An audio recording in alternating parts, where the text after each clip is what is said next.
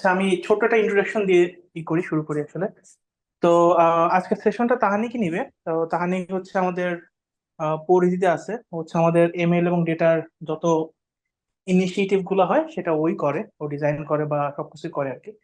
তো আমাদের হয়তো এই সেশনে আমরা হয়তো এমএল এর হ্যান্ডস অন ল্যাব গুলা দেখাইতে পারবো না, যেহেতু সময় হবে না। মেইনলি এমএল অফ পুরা আহ, যে কি কি জিনিসপত্র আছে এগুলো নিয়ে কথাবার্তা হবে। কিন্তু যেটা হবে যে আসলে এমএলওপসটা আসলে কি, এবং এমএলওপস এ যাওয়ার ব্যারিয়ার গুলো কি সেগুলো নিয়ে তাহানি কথা বলবে। ডেটা নিয়ে একটু কথাবার্তা হবে, এবং আই থিঙ্ক জব মার্কেট নিয়ে কথা বলবে বা আপকামিং জব মার্কেট নিয়ে একটু কথাবার্তা বলবে।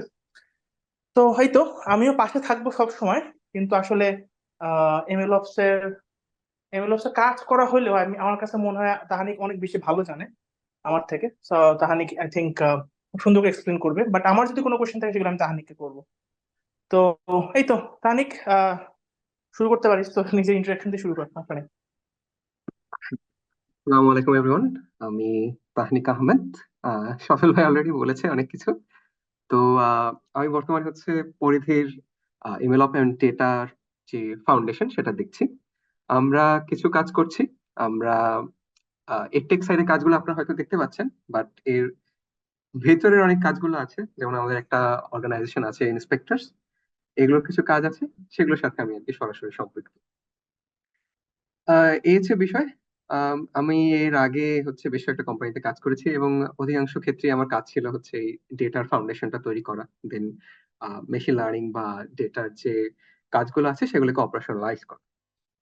তো লট অন মি, আমরা এখন চলে যেতে পারি আমাদের এই সেশনে। এই সেশনে মূলত আমাদের দুইটা পার্ট থাকবে।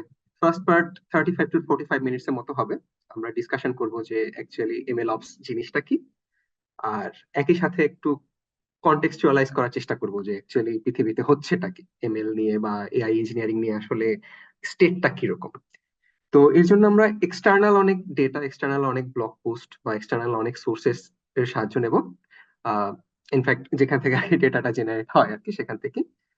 তো সেগুলোর সোর্সেস আমি আপনাদের পরে দিয়ে দেবো। আপনারা যদি ডিটেইলে বুঝতে চান বা জানতে চান বা পড়তে চান, সেগুলো আপনাদের জন্য যথেষ্ট উপকারী হবে। এবং একই সাথে আমার যে আহ, কর্মলব্ধ যে জ্ঞান, সেটা আমি আপনাদের সাথে শেয়ার করার চেষ্টা করব। আমার নিজের ইনটিউশন, আমার নিজের যে স্বাভাবিক যে বোধ, সেটা আপনাদের সাথে শেয়ার করবো এবং আপনাদের কাছ থেকেও শেখার ট্রাই করবো। আর এই প্রথম 35 থেকে 45 মিনিটস এর পরে শেষের যে 15 মিনিট, সেখানে আমরা একটা কিউএ সেশন করবো। আনফর্চুনেটলি আমরা এই যে 35 বা 45 মিনিটস, এখানে আমরা ডিরেক্টলি কোশ্চেন অ্যান্ড অ্যান্সারিং সেশনটা করতে পারবো না, বাট শেষে একদম ডেডিকেটেডলি 15 মিনিটস আপনাদের কোশ্চেনের আমি নিব এবং সেটার অ্যান্সার দেওয়ার চেষ্টা করবো। আচ্ছা, সো লেটস বিগিন। সবার আগে আমরা হচ্ছে আহ, আহ, একদম সিম্পলি ভাবি যে একটা প্রজেক্ট আমাদের ইনিশিয়েট করতে হবে। এবং সেটা কোনো সফটওয়্যার প্রজেক্ট না, বা ধরেন কোনো টেকনিক্যাল প্রজেক্ট না। এটা আমাদের ভাবতে হবে যে বিজনেস ইনপুটে, যে ইনফ্যাক্ট আমরা এখানে অনেকেই আছি, আমি রেস্টুরেন্টদের যে আহ, আহ, ইগুলো দেখেছি, রেসপন্স দেখেছি, সেখানে অধিকাংশ দেখতে পেয়েছি আমরা হচ্ছে হয় সফটওয়্যার ইঞ্জিনিয়ার বা ডেভঅপস নিয়ে কাজ করছি, বা মেশিন লার্নিং নিয়ে কাজ করছি, বা রিসার্চ নিয়ে কাজ করছি। সো একটা জিনিস আমাদের মধ্যে সবারই কমন, যে আমরা টেক নিয়ে কাজ করছি এবং টেক রিলেটেড জার্গন এবং টেক রিলেটেড জিনিসগুলো আমাদের কাছে অনেক সহজে চলে আসে। বাট আমরা ওই দিকে যাব না, আমরা একদম সবার আগে সেটা হচ্ছে আমরা একটা বিজনেস পারপোজ কে সার্ভ করি। বিজনেস পারপোজ কে, বা সেটা রিসার্চ গোল হোক বা বিজনেস পারপোজ যেটা হচ্ছে প্রফিট, সেটার দিকে আমরা ফোকাস করি। তো এখানে আমরা একটা সিম্পল অ্যানেকডেটের কথা ভাবতে পারি। সেটা হচ্ছে, ধরা যাক বাংলাদেশে তো অনেক টেলকো, সেরকম একটা র্যান্ডম টেলকোর কথা আমরা ভাবতে পারি। যে টেলকো গুলো ধরেন 2010, 2011, 2012 সালের দিকে কি করতো, ওদের যে প্যাকেজেস গুলো আছে, নেট প্যাকেজেস গুলো আছে, তখন তো ফার্স্ট 3G রোল আউট করছে 2013-14 দিকে। তো তখনও কিন্তু ওদের এই যে ইন্টারনেট প্যাকেজ গুলো, বা হচ্ছে ওদের যে অন্যান্য যে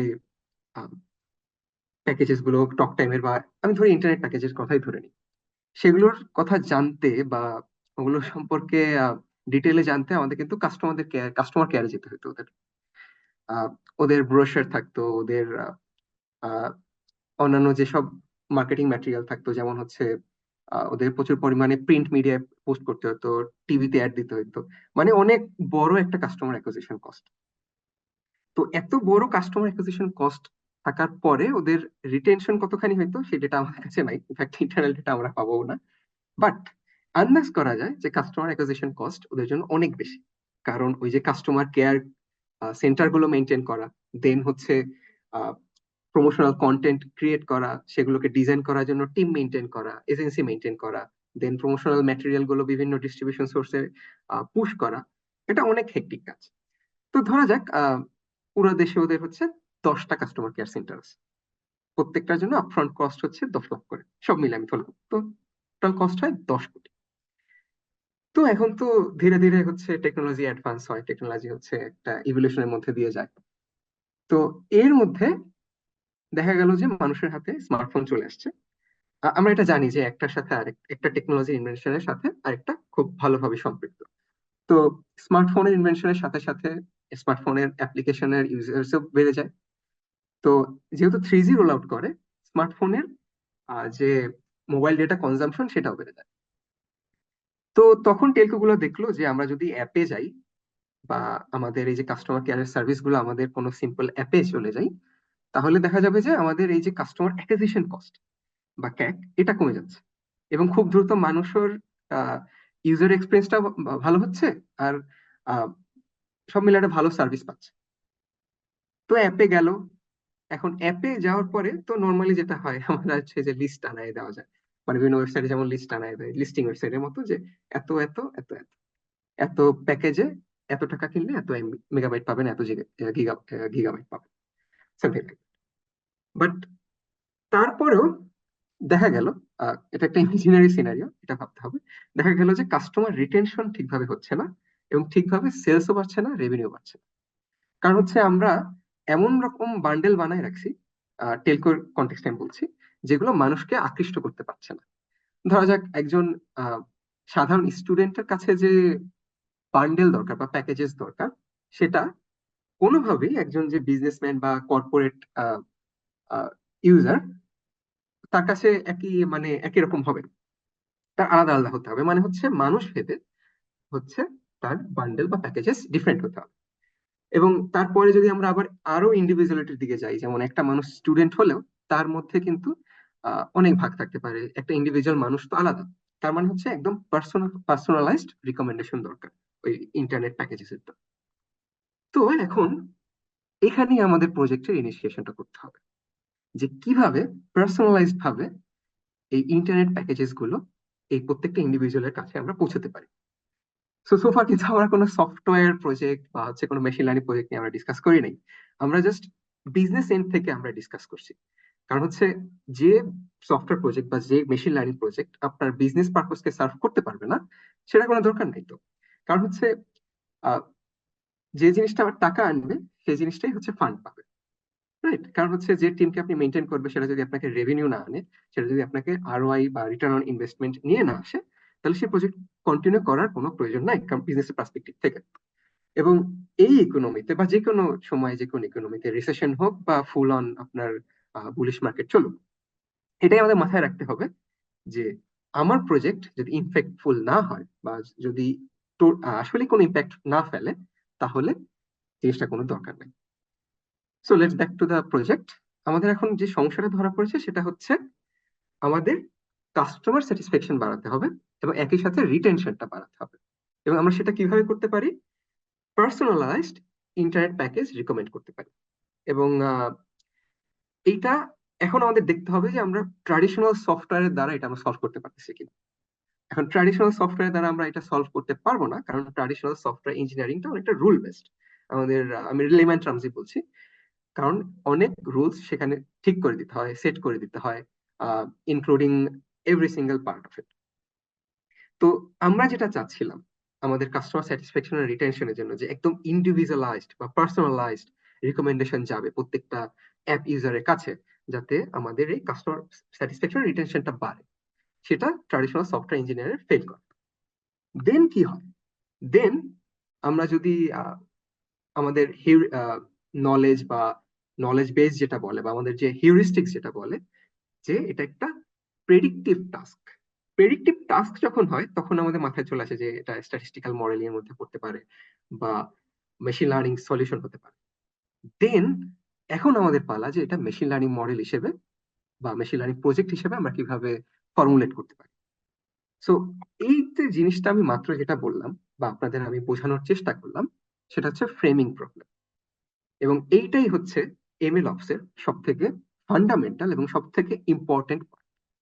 কারণ আপনার বিজনেস গোলের সাথে বা আপনার কোম্পানির ওভারঅল টেকনিক্যাল গোলের সাথে আপনার মেশিন লার্নিং প্রজেক্টের গোলের যদি অ্যালাইনমেন্ট না হয় বা যদি অ্যাচিভ না হয় তাহলে প্রজেক্টটা নেওয়ার কোনো প্রয়োজন নাই। এবং সেই অনুযায়ী আমাদের পরবর্তী জিনিসগুলোকে সাজাতে হবে। সো আই গেস আমরা আমাদের এই যে বিজনেস গোল যেটা আমাদের যে টেলকোর বিজনেস গোল সেটা আমরা বুঝতে পেরেছি। এবং এই মেশিন লার্নিং এর ক্ষেত্রে বা এমএল অপস এর ক্ষেত্রে, এমএল অপস জিনিসটা আমি একটু একটু করে ডিফাইন করে দিচ্ছি, ক্ষেত্রে জিনিসটা কিরকম কাজ করবে সেটা আমরা বুঝতে পারছি। ওকে, এখন আমাদের দেখতে হবে যে আমরা প্রজেক্টটাকে কিভাবে স্কোপ করতে পারি বা ফ্রেম করতে পারি। অলরেডি আমাদের হিউরিস্টিক্স এ চলে আসছে বা আমাদের নর্মাল সেন্স বা নর্মাল জেনারেল যে আইডিয়া সেটা আমাদের চলে আসছে যে আমাদের ইন্টারনেট প্যাকেজ গুলোকে একদম টেইলার্ড ওয়েতে প্রত্যেকটা কাস্টমারের নিডের বেসিসে তাদের কাছে ইন্টারনেট প্যাকেজ গুলো রিকমেন্ড করতে হবে। তো এটা করার জন্য সাধারণ যে হিউরিস্টিক যেটা আসে সেটা হচ্ছে তাদের মেশিন লার্নিং মডেল যেহেতু বা স্ট্যাটিস্টিক্যাল মডেলিং যেহেতু তার হিস্টোরিক ইউজেস আর প্রিভিয়াস অ্যাক্টিভিটিস এটার উপর বেস করে সেটাকে আমাদের ডিফাইন করতে হবে।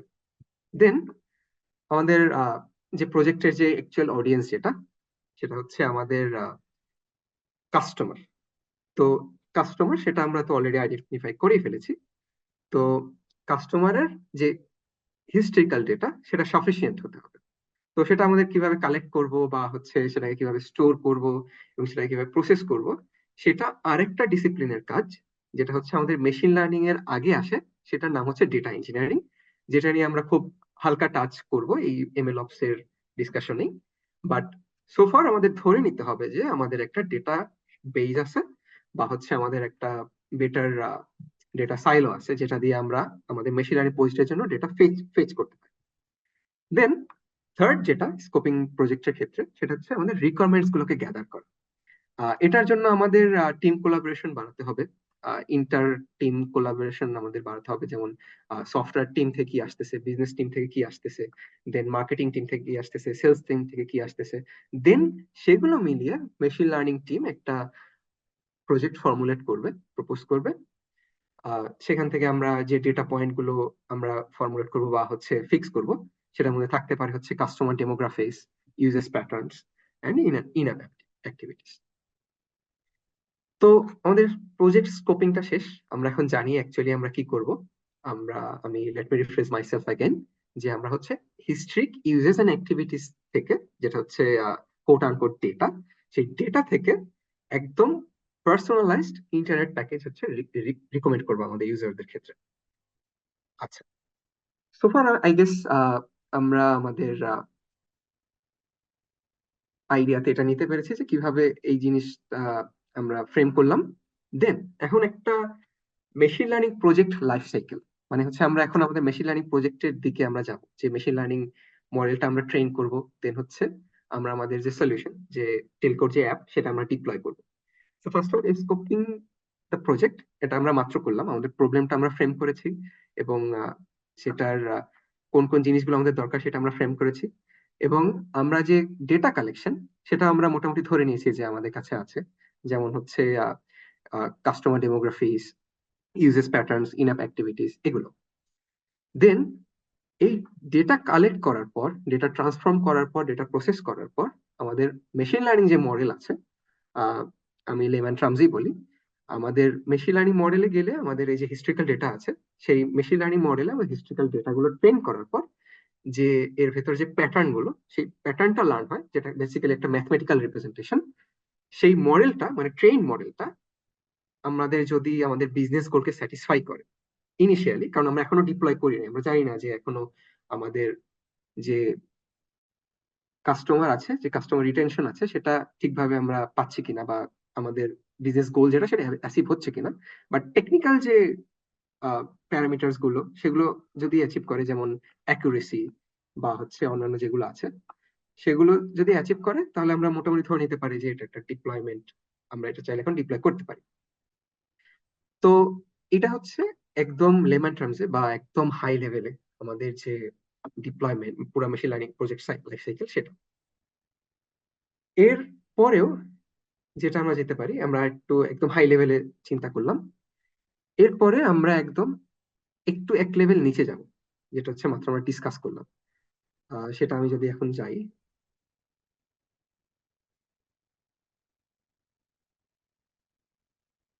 আমার স্ক্রিনে অবসিডিয়ান আছে, আপনারা কি দেখতে পাচ্ছেন?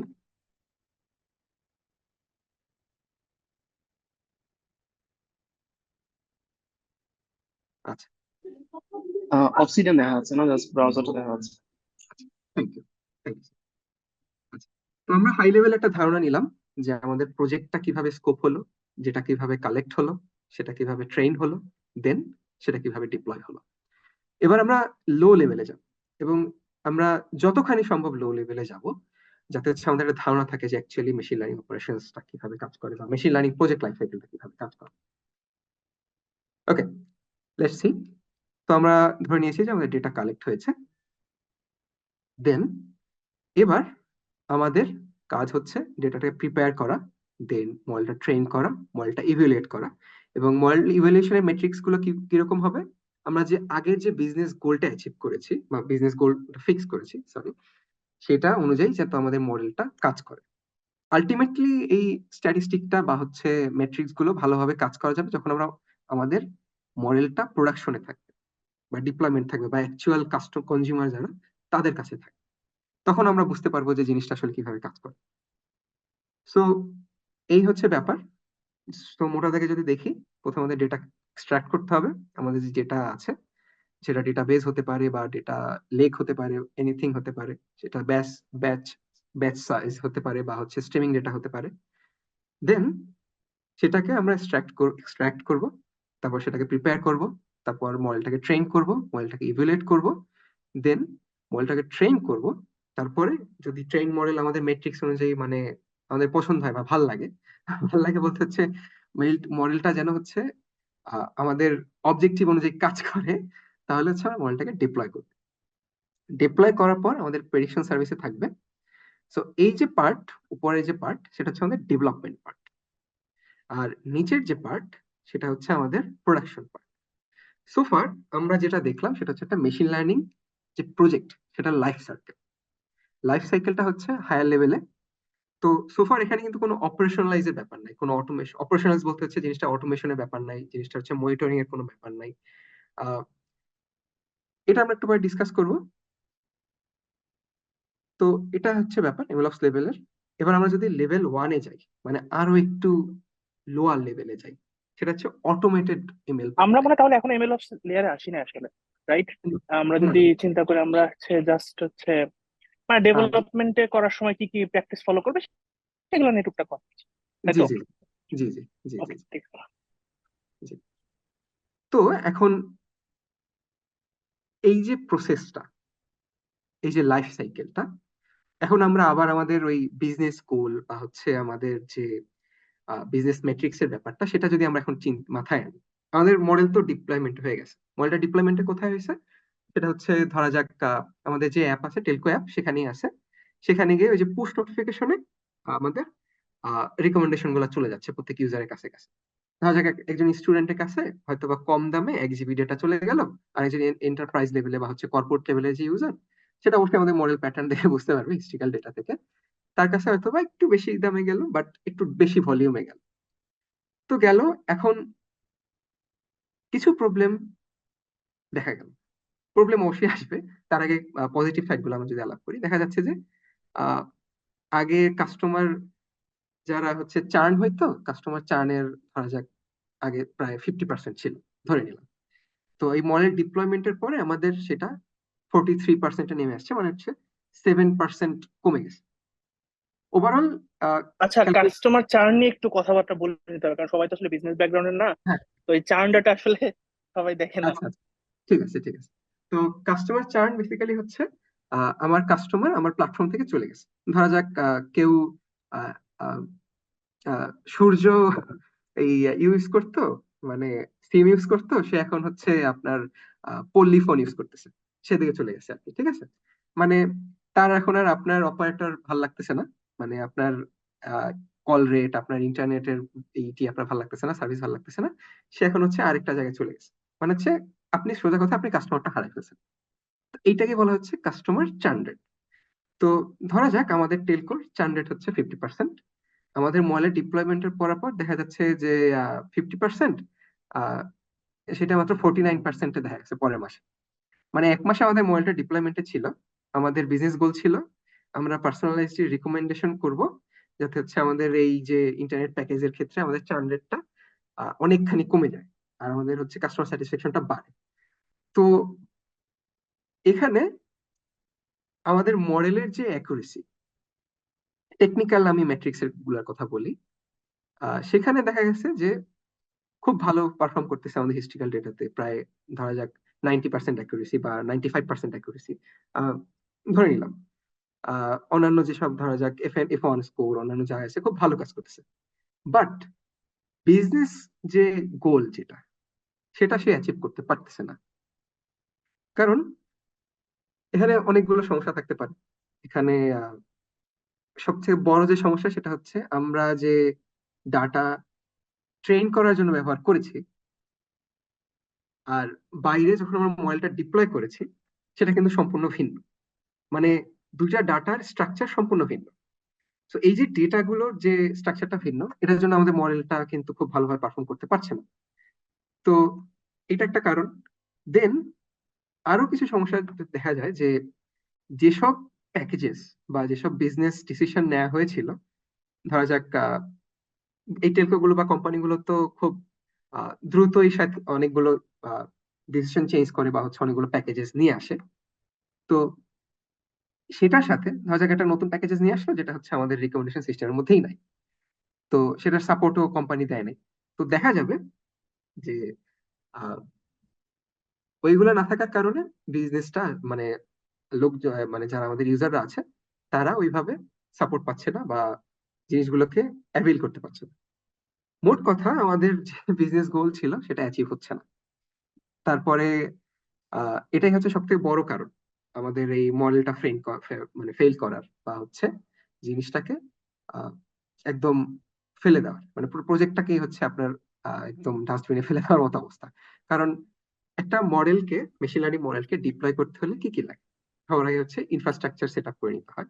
ধরা যাক ক্লাউড হোক বা আপনার লোকাল বেয়ার মেটাল সার্ভার হোক, লোকাল সার্ভার হোক বা যে কোনো হোক, বা আপনার হচ্ছে ডিরেক্ট ইন অ্যাপ যে ডিপ্লয়মেন্ট সেটা হোক, সেটার জন্য কিন্তু একটা কস্ট আছে। সো সেই কস্টটা কিন্তু আপনার পুরোপুরি জলে যাবে। সেটা হচ্ছে আপনার ওই কাস্টমার অ্যাকুইজিশন কস্টের সাথে আবার যুক্ত হয়ে যাবে। মানে মোট কথা আপনার বিজনেস যেখানে লাভবান হওয়ার কথা, সেখানে আর হচ্ছে লস হয়ে যাচ্ছে। এখন এই প্রবলেম গুলাকে কিভাবে সলভ করা যায়? সবার আগে আমরা যেটা আচ্ছা, ফাইন্ড আউট করছি। তানিক, আহ, জি হ্যাঁ, আমি একটু চিপ ইন করলাম, সরি। হ্যাঁ শিওর শিওর শিওর। আচ্ছা, সো এখানে যেটা হচ্ছে আসলে তাহানিক যেটাকে পয়েন্ট আউট করার চেষ্টা করতেছে, সারা পৃথিবীতে যে কোনো জায়গায় যে কোনো রিকমেন্ডেশন অথবা অফার ডিজাইন করা হয়, বা যে কোনো অফার, অর্থাৎ আপনি 3 মাস কিনলে পারে আপনার এরকম মানে সাবস্ক্রিপশনের দাম 100 টাকা থেকে 98 টাকা হয়ে যাবে। তো এই অফার ডিজাইন করার পিছনে অফারটা আসলে সাধারণত কিছু ডেমোগ্রাফিক এরিয়াতে দেওয়া হয়, কিছু মানে সার্টেন কিছু পিপলকে দেওয়া হয়। তো এই অফার ডিজাইনের পুরো প্রসেসটা এতটা কমপ্লিকেটেড যে ম্যানুয়াল লেবার দিয়ে যদি আমরা করি, তাহলে আসলে এইটা বিজনেসে ইম্প্যাক্ট করে। ইম্প্যাক্ট বলতে বোঝাচ্ছে বিজনেস লস করে। ঠিক আছে, এই জন্য সাধারণত যে করা হয় এই মানে একটা মানুষ সাধারণত যে কোনো কনজিউমার, ধরেন আপনি কেউ হয়তো গান শোনে, আপনি এক ধরনের কনজিউমার, কেউ হয়তো ভিডিও দেখে, সে এক ধরনের কনজিউমার, কেউ হয়তো কোনো ধরেন এরকম হইতে পারে কেউ কোনো জিনিস পারচেস করে, লাইক আপনি কোনো একটা, যেমন আপনি চাল ডাল থেকে পারচেস করেন, চাল ডাল টিম যদি চায় যে আপনার পারচেস হিস্ট্রি দেখে আপনাকে কি ধরনের অফার ডিজাইন করতে হবে সেটা তারা করতে পারে। তো এই পার্সোনালাইজ অফার ডিজাইন করাটা এটা হচ্ছে আসলে প্রবলেম। আমি যদি বলি এখনকার ওয়ার্ল্ডে লার্নিং প্রবলেমে আসলে ঘুরে ফিরে পার্সোনাল অফার ডিজাইন অথবা রিকমেন্ডেশন করা আর কি, যে আপনার জন্য আপনাকে বলবে তোমার জন্য কিন্তু এটা বেস্ট, তুমি এটা ইউজ করতে পারো। হুম, এখন এটা করা হয় এই কারণে যে কাস্টমারের যে রিটেনশন, অর্থাৎ কাস্টমার যাতে প্ল্যাটফর্মে থাকে, ঠিক আছে, আর হচ্ছে কাস্টমার যাতে আরো বেশি বেশি করে পারচেস করে। তো এই দুইটাকে মেট্রিক্সে দেখতে হয় আসলে, যে কোনো মেট্রিক্সে দেখতে হয়, কোন মেট্রিক্সে দেখতে হয় সেটা তাহানিক বলবে, ঠিক আছে। তো মানে আমাদের প্রবলেমটা যেটা হলো যে কাস্টমার রিটেনশনের সাথে এমএল এমএল ডিরেক্টলি জড়িত। এখন এমএল যখন আসলে ডিপ্লয়মেন্ট প্রোডাকশনে চলে যায়, তখন আসলে সেইটাকে এমন ভাবে অপারেট করতে হয় যাতে এই ডেটাগুলো দেখে বিজনেস বুঝতে পারে যে আমার এমএল মডেলটা কাজ করছে। অর্থাৎ এমএল এর দুইটা পার্ট চলে, এমএল ডেভেলপার ডেভেলপ করতেছে, সেটাকে যখন প্রোডাকশনে দিল, কিছু মেট্রিক্স এর বেসিসে ডিসাইড করতে হয় এই এমএল মডেলটা ভালো হয়েছে নাকি ভালো হয়, ঠিক আছে। যেমন কিছু মডেল আছে আপনি অনেকদিন ধরে ডেভেলপ করলেন, চ্যাট জিপিটি, ঠিক আছে, চ্যাট জিপিটি এখন কিন্তু আমরা কিন্তু chat GPT consumer, chat GPT কিন্তু বিশাল বড় মডেল, ওটা ডিফারেন্ট মডেল, ঠিক আছে। ওটা large language model, natural language processing model আর কি। কিন্তু সাধারণত আমরা যখন বিজনেস ওয়ার্ল্ডে আসি তখন কিন্তু এলএমএস ছাড়া আরো বিভিন্ন মেশিন লার্নিং মডেল থাকে। তো সেই মডেলগুলা কিছু মেট্রিক্স কে ওকে সার্ভ করতে হয়। কিছু মেট্রিক্স কিছু মেট্রিক্স কি কি হতে পারে, এটা বিজনেস টু বিজনেস ভ্যারি করে, ঠিক আছে।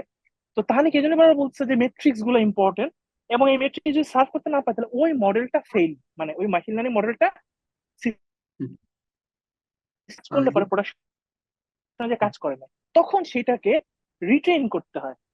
রিট্রেন হুম, রান টাইমে হতে পারে, রিট্রেন হচ্ছে ই করে করতে পারে। এখন লাইক এখন যেটা ব্যাপারটা সেটা হচ্ছে যে মডেল কিভাবে রিট্রেন করবে, এই যে স্ট্র্যাটেজি গুলা, এবং কিভাবে ইনফ্রাস্ট্রাকচার ডিজাইন করলে পরে আসলে রিটেন করা যাবে এবং দেখা যায় মেট্রিক্স গুলা, এইগুলো নিয়ে আসলে এমএল অপস এর যাত্রাগুলো শুরু হয়।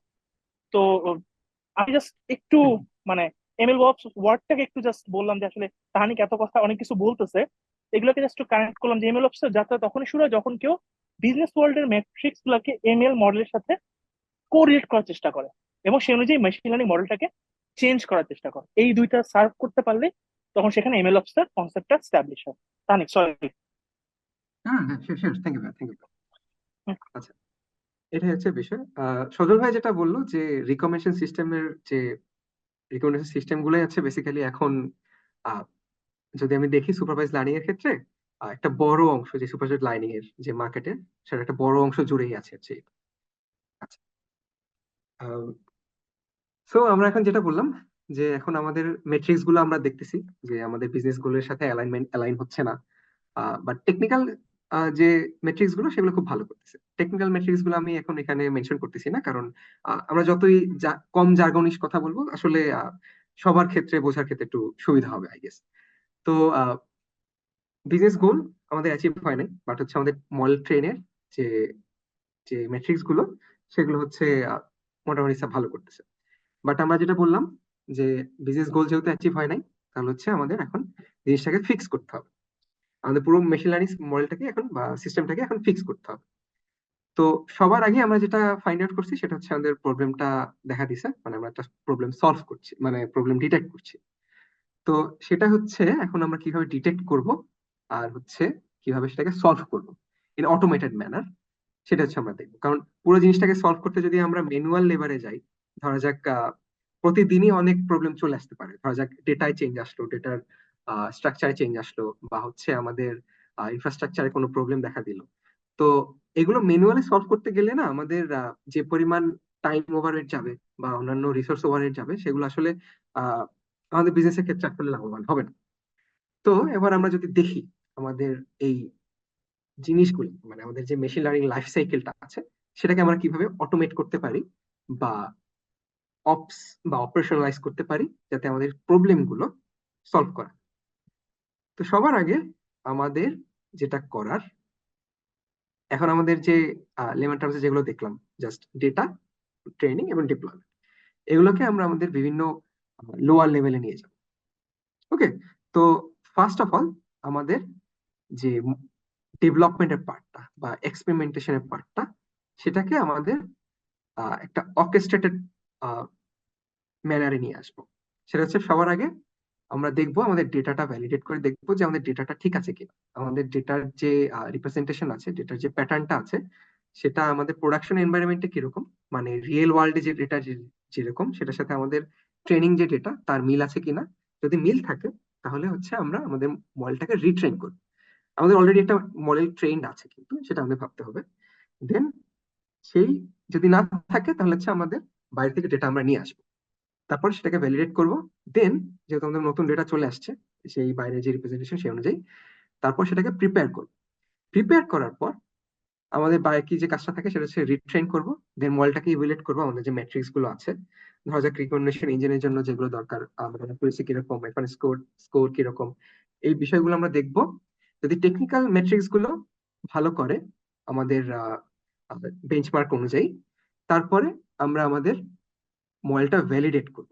ভ্যালিডেট হচ্ছে আমাদের রিয়েল ওয়ার্ল্ডে যে ডেটা থাকবে বা হচ্ছে অন্যান্য যে বেঞ্চমার্ক আমরা ঠিক করে রেখেছি, সেগুলো হচ্ছে আমাদের কনটেক্সট টু কনটেক্সট ভ্যারি করবে, টাস্ক টু টাস্ক ভ্যারি করবে। ধরা যাক একটা টাস্কের জন্য আমাদের মডেল ভ্যালিডেশনের জন্য প্রসেস একটা হবে, আরেকটার জন্য আরেকটা হবে। ভ্যালিডেট করার পরে আমরা সোর্স কোডটা আমাদের সোর্স রিপোজিটরিতে রাখবো। দেন যে মডেল এখন সোর্স রিপোজিটরিতে রাখার পরে আমাদের পরবর্তী যে কাজটা হবে সেটা হচ্ছে মডেলটাকে ডিপ্লয় করা। কারণ হচ্ছে মডেলটা ট্রেন হয়ে গেছে, ট্রেন হওয়ার পরে পরবর্তী যে কাজটা থাকে সেটা হচ্ছে ডিপ্লয় করা। ডিপ্লয় করার পর আমাদের আবার ওই প্রসেসটাকে আমাদের আবার দেখতে হবে পুরো জিনিসটাকে। আচ্ছা, তো তাহলে তুই কি কোনো ডায়াগ্রাম দেখাইছিস? আহ, এই যে এটা এটা এই লেভেল বাই লেভেল যাচ্ছি আর কি ভাই।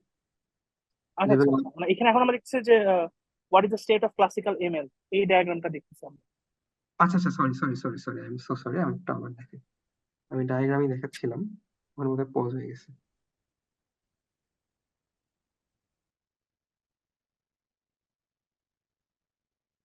হ্যাঁ, এখন দেখা যাক, এখন দেখতে পাওয়ার কথা। এখন দেখা যাচ্ছে।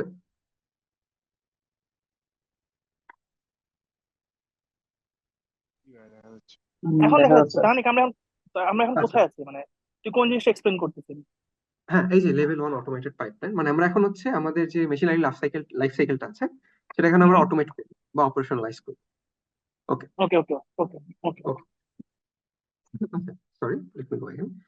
এখন আমাদের যে কাজটা সেটা হচ্ছে আমাদের এই যে পুরো ব্যাপারটা আমরা কিন্তু একটা সমস্যা ফাইন্ড আউট করছি যে আমাদের যে মডেলগুলো ডিপ্লয় আছে আমাদের প্রোডাকশন এনভায়রনমেন্টে, সেগুলো আমাদের বিজনেস গুলোকে অ্যাচিভ করতে পারছে না। তো আমরা সমস্যা ফাইন্ড আউট করছি। তো দেখা যাচ্ছে আমাদের যে কাস্টমার অ্যাকুইজিশন কস্ট আছে সেটা কমতেছে না, আমাদের যে কাস্টমার স্যাটিসফ্যাকশন সেটা বাড়তেছে না। তো এখন যদি আমরা সমস্যা ফাইন্ড আউট করি, তখন দেখা যাবে আমাদের যে ডেটা আছে সেখানে অনেক টাইপের ডেমোগ্রাফি আছে। একটু সজল ভাই এই জিনিসটা অ্যাড্রেস করেছে। অনেক টাইপের ডেমোগ্রাফি আছে, যেমন হচ্ছে ধরা যাক সবার অর্থনৈতিক বা হচ্ছে স্যালারির ব্যাপারটা থাকে বা ইনকামের ব্যাপারটা থাকে, দেন অকুপেশনের ব্যাপারটা থাকে। তারপরে অকুপেশনের ব্যাপারটা দিয়ে আসলে অনেক কিছু নির্ণয় করা যায়, যেমন একটা স্টুডেন্টের রিসেস টাইম আর একজন এমপ্লয়ের রিসেস টাইম কিন্তু সেম থাকবে। সো এটা থেকে ডিটেক্ট করা যায় যে হচ্ছে স্টুডেন্টদের যে পরিমাণ নেটের দরকার পড়ে একজন এমপ্লয়ের, নর্মাল এমপ্লয়ের মোবাইল ডেটা অতটা হয়তো বা দরকার নাও পড়তে পারে যারা কাজ করে। তো এই টাইপের অনেক জিনিসগুলো থাকতে পারে। দেন ডেমোগ্রাফির কিছু ব্যাপার থাকতে পারে, যেমন শহরাঞ্চলে যারা থাকে তাদের ব্রডব্যান্ড কানেকশন থাকে, বাট গ্রামাঞ্চলে যারা থাকে তাদের হচ্ছে মোবাইল ডেটার একটু বেশি প্রয়োজন পড়ে, কারণ হচ্ছে এখানে ব্রডব্যান্ড কানেকশন এখনো যায় না, বা যেসব জায়গায় ওয়াইফাই কানেকশন এখনো যায় না, এরকম আর কি। তো এরকম আমরা যদি দেখতে পারি কোনো কোনো ক্ষেত্রে কোনো কোনো ডেমোগ্রাফির এইখানে হচ্ছে রিপ্রেজেন্টেশন খুবই কম, বা হচ্ছে কোনো ডেটা পয়েন্টের বা কোনো কাস্টমার সেগমেন্টের ডেটা পয়েন্ট খুবই কম, বা হচ্ছে দেখা যাচ্ছে কোনো দেখা যাচ্ছে কোনো সার্টেন ডেটা পয়েন্টস এর মধ্যে কোনো প্রবলেম দেখা দিচ্ছে, মানে আমরা যখন ডেটা কালেক্ট করছি সেই ডেটা কালেক্টের মধ্যে ট্রান্সফরমেশনের মধ্যে কোনো সমস্যা দেখা দিচ্ছে। বা এমনও দেখা দেখা দেখা সমস্যা দেখা দিতে পারে যে আমাদের নতুন ফিচার বানিয়ে নিতে হচ্ছে। ফিচার বলতে আমরা যে এই যে ডেটা পয়েন্ট গুলো বললাম তখন, যে ডেমোগ্রাফি, ইউজার গ্রুপ বা হচ্ছে ইউজার ডেটা, এই জিনিসগুলো হচ্ছে বেসিক্যালি ফিচার্স, মানে যে ডেটা পয়েন্ট গুলো দিয়ে হচ্ছে আমাদের মেশিন লার্নিং মডেলটা ট্রেন হচ্ছে। এই ফিচার্স গুলো আমাদের ভালোভাবে অ্যানালাইজ করতে হবে ইনিশিয়ালি, যে কিভাবে কোনোটার রিপ্রেজেন্টেশন কম হচ্ছে কিনা, বা কোনোটার রিপ্রেজেন্টেশন বেশি হচ্ছে কিনা, বা কোনোটার জন্য হচ্ছে আমাদের মডেলটা জেনারেলাইজড হয়ে যাচ্ছে কিনা। এই জিনিসগুলো মাথায় রাখতে হবে। তো এই জিনিসগুলোর পরে, এই যে নতুন এক্সপেরিমেন্টেশন করার পরে, ডেটা ভ্যালিডেট, দেন ডেটা প্রিপারেশন, মডেল ট্রেন, দেন ইভালুয়েট, মডেল ভ্যালিডেট করার পরে আমাদের যে মেশিন লার্নিং পাইপলাইন, যেটা আমরা যে চেঞ্জ এখানে আমরা যেটা দেখলাম, এই পাইপলাইনে চেঞ্জ আসবে। সেটা হচ্ছে কোথায়? আমাদের ডেটায়, আমাদের সোর্স কোডে, এবং অবশ্যই আমাদের মডেল। মানে আমাদের পাইপলাইনের মূল যে আর্টিফ্যাক্ট গুলো কি কি, ডেটা, সোর্স, সোর্স কোড, এবং হচ্ছে মডেল, ট্রেন মডেল, সেটা কমপ্লিটলি চেঞ্জ হয়ে যাচ্ছে। সেগুলোকে হচ্ছে আমাদের স্টোর করতে হবে। তো আমরা যে ডেটা চেঞ্জ যে ডেটাটা পাবো, সেটা হচ্ছে আমরা রাখবো আমাদের আমাদের ফিচার স্টোরে। মানে আমাদের যে চেঞ্জ যে ফিচার গুলো থাকবে, সেটা রাখবো আমাদের ফিচার স্টোরে। আর আমাদের যে এই যে নতুন ডেটা বা নতুন এক্সপেরিমেন্টেশন করার পরে যে নতুন যে কোড আসবে, সেটা আমরা রাখবো আমাদের সোর্স রিপোজিটরিতে। সেটা গিটহাব হতে পারে বা অন্য যে কোনো গিট রিপোজিটরি হতে পারে। দেন এই যে সোর্স রিপোজিটরি, সেটা থেকে যে মডেল ট্রেনিং যে কোড, সেটা থেকে ট্রেন হওয়া যে মডেল, সেটা থেকে আমাদের মডেল রেজিস্ট্রিতে আমাদের মডেলটা সেভ হয়ে থাকবে। দেন সেই মডেল রেজিস্ট্রি থেকে আমাদের ট্রেন মডেলটা সার্ভ হবে। মানে হচ্ছে কি, আমাদের যে মডেল মেশিন লার্নিং পাইপলাইনটা যেটা আছে, আমরা এখনো অটোমেশনের কথাটা বলি নাই, কারণ হচ্ছে আমরা জাস্ট পাইপলাইনটা কিভাবে নতুন করে ফাংশন করবে এক্সপেরিমেন্টেশনের শুরুতে, সেটা আমরা ডিসকাস করছি। দেন এই মডেল রেজিস্ট্রি থেকে ট্রেন মডেল সার্ভ হওয়ার পরে আমাদের মডেলটা এখন আবার প্রোডাকশনে যাবে। দেন প্রোডাকশনে গেল, দেন হচ্ছে আবার যদি আমরা এখন দেখতে পাই যে আবার প্রবলেমটা সলভ হয় নাই, আবার সেই একই সমস্যা দেখা দিচ্ছে, বা অনেক টেকনিক্যাল গ্লিচ দেখা দিচ্ছে, বা অনেক সমস্যা দেখা দিচ্ছে, তখন কি হবে? তখন ম্যানুয়ালি আবার সলভ করাটা অনেক টাফ হয়ে যাবে না? তো এর জন্য আমাদের কনস্ট্যান্টলি মনিটরিং এন্ড অবজারভেটরির মধ্যে রাখতে হবে। সেটা কিভাবে? আমাদের যে প্রেডিকশন সার্ভিস আছে, ধরা যাক একটা আমাদের একটা এপিআই আছে, সেই এপিআইটাকে আমাদের সবসময় মনিটর করতে হবে যে আমাদের মডেলটা কিভাবে পারফর্ম করতেছে। সেটা হচ্ছে মডেলের যে ভ্যালিডেশন ডেটা, সেটার উপরে নির্ভর করে। তো এখানে কিছু কনসেপ্ট আছে, ডেটা ড্রিফট, কনসেপ্ট ড্রিফট, বা মডেল ড্রিফট। এই জিনিসগুলো আমি একটু পরে ডিসকাস করব। তো সেগুলো মনিটর করার পরে দেখা যায় যদি আমাদের মডেলটা আবার ওই আহ, এখানে কিন্তু এই যে পারফরমেন্স মনিটরিং, সেখানে মেট্রিক্স গুলো কি, আমরা যে এই যে একটু আগে ডিসকাস করলাম যে আমাদের বিজনেস গোলের সাথে অ্যালাইন হচ্ছে কিনা, আমাদের সফটওয়্যার বা হচ্ছে অপারেশনাল যে মেট্রিক্স গুলো আছে সেটার সাথে অ্যালাইন হচ্ছে কিনা। সফটওয়্যার বা অপারেশনাল মেট্রিক্স এর মধ্যে হতে পারে যে আপনার ইনফ্রাস্ট্রাকচার কস্ট, মানে ক্লাউড বিল বা হচ্ছে ধরেন অন্যান্য যেসব কস্ট, সেগুলো যদি অনেক বেশি হয়ে যায়, কিন্তু আপনার মডেলটা কাজ করতেছে, তারপর কিন্তু আপনার সমস্যা, কারণ হচ্ছে ইনফ্যাক্ট আপনি ওই লসই করতেছেন মনিটারি ভ্যালুতে। তো সব পারফরমেন্স বা সব মেট্রিক্স যদি আমার ইতিবাচক হয় বা পজিটিভ হয়, তখন আমি দেখতে পারি যে আমাদের মডেলটাকে আবার আমাদের ট্রেন করতে হবে না, বা যেভাবে আছে প্রেডিকশন সার্ভিসটা অ্যাজ ইট ইজ সেভাবে আমরা রাখতে পারি। মানে আমাদের জিনিসটাকে স্টেবল, মানে আমাদের সিস্টেমটা স্টেবল আছে ধরে নিতে হবে।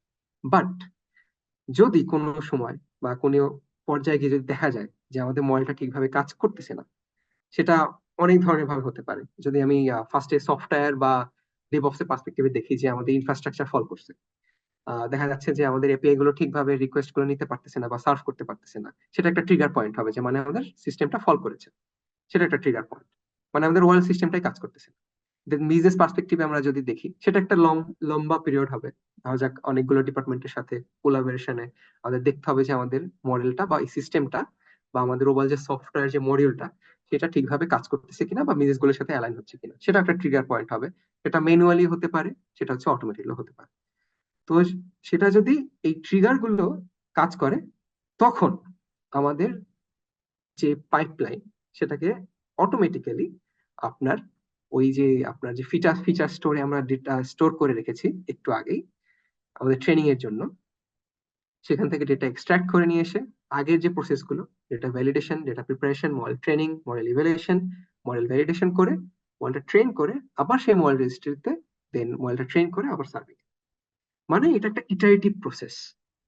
ইটারেটিভ প্রসেসের থ্রুতে দেখা যাচ্ছে যে আমাদের যে মেইন কনসার্ন গুলো, আমাদের বিজনেস গোল অ্যাচিভ হচ্ছে কিনা, পারফরমেন্স ঠিকভাবে মেনটেন করা যাচ্ছে কিনা বা অ্যাচিভ হচ্ছে কিনা, সেগুলো আমরা অ্যাচিভ করতে পারছি। এই যে পুরো জিনিসটাকে অটোমেট করা, এই যে বিভিন্ন টিমের সাথে আমাদের কোলাবোরেশন, বিভিন্ন যে মডিউল কম্পোনেন্টের সাথে যে আমাদের একটা মিথস্ক্রিয়তা বা ইন্টিগ্রেশন, এই জিনিসটাই হচ্ছে আপনার মেশিন লার্নিং অপারেশনস বা এমএল অপস।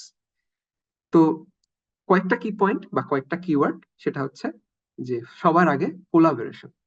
প্রত্যেকটা